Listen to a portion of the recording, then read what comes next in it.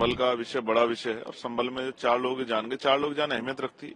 कोई सब धन्ना सेठ के बेटे नहीं है, सब गरीब लोग हैं जिनकी जान गई। मैं फिर कहूंगा कि हिंसा किसी चीज का हल नहीं है। मैं हिंसा का समर्थन नहीं करता। मैं इस बात से इत्तेफाक रखता हूं कि हिंसा किसी चीज का हल नहीं है। जो जिन बच्चों की जान गई है, जांच होनी चाहिए। संभल का विषय बड़ा विषय है और संभल में जो 4 लोगों की जान गई, 4 लोग जान अहमियत रखती है। कोई सब धन्ना सेठ के बेटे नहीं है, सब गरीब लोग हैं और जिनकी जान गई। मैं फिर कहूंगा कि हिंसा किसी चीज का हल नहीं है। मैं हिंसा का समर्थन नहीं करता, लेकिन हर हिंसा के पीछे कोई ना कोई रीजन रहता है, कोई कारण रहता है। उस कारण को जानना भी बहुत जरूरी है।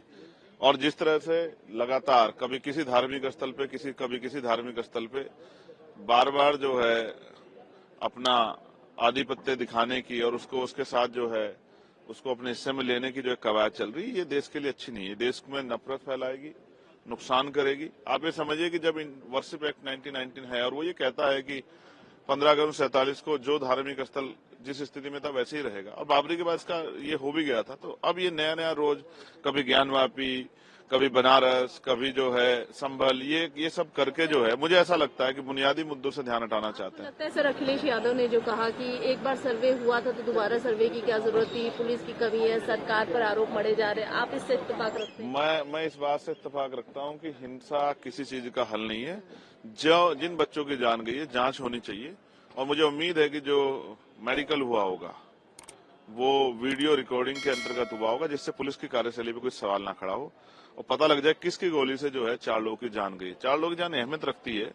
आप ये समझिए ना, लगातार जिस तरह का जो है नारे लगे, धार्मिक नारे लगा के, अब ये बताइए अगर सर्वे के लिए जा रहे हैं सर्वे कमिश्नर, तो धार्मिक नारों का क्या मतलब है? ये उकसाना नहीं होगा? इस उकसाने में जो घटना हुई है और जिससे जिस तरह के हमारे देश की छवि खराब हो रही है, इसकी कौन जिम्मेदारी लेगा? तो पुलिस प्रशासन, एडमिनिस्ट्रेशन और सरकार तीनों का फेलियर है। और मैं फिर ये कहूंगा कि कोर्ट जाना चाहिए।